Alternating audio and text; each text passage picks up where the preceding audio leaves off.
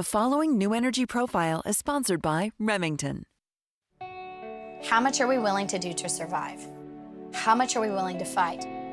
There's this basic human instinct that we all have that we want to live.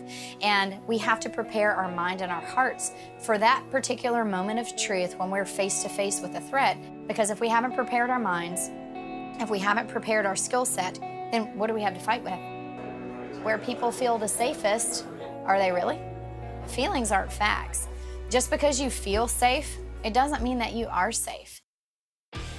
I am the owner and CEO of Archangel Tactical, LLC, and the founder of the G.R.I.P Personal Defense and Firearms Training Program.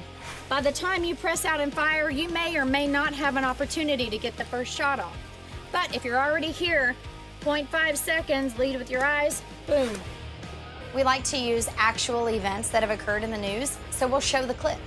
We'll show that home invasion or that thing that happened at the gas station or some type of carjacking, what have you, and then we will recreate a scenario in the shoot that person can work through using good, safe gun handling skills, good technique, teach them how to utilize cover, and also have them successfully navigate that situation in an ideal manner in which it could unfold in real life.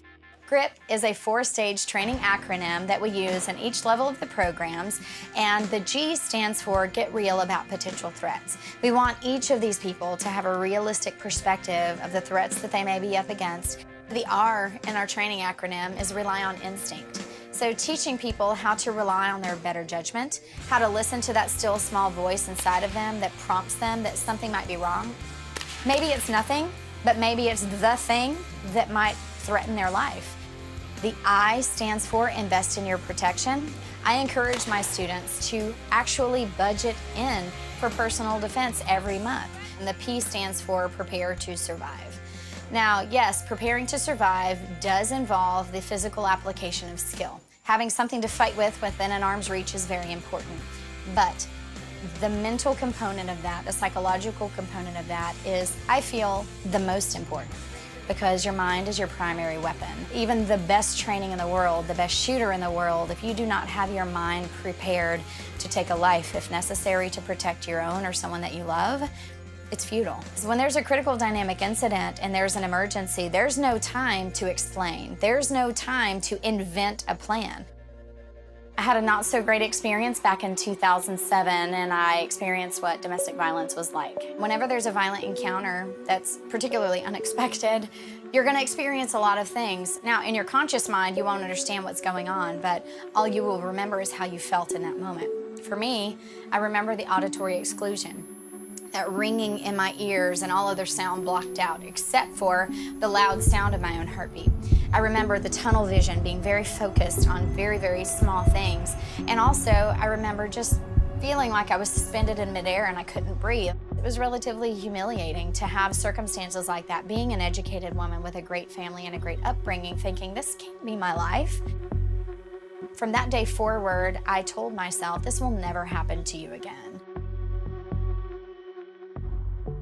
After going through a divorce and living in a new area of town, I realized that with the rising amount of violent crime against women, it was probably about time that I learned how to be my own method of personal defense.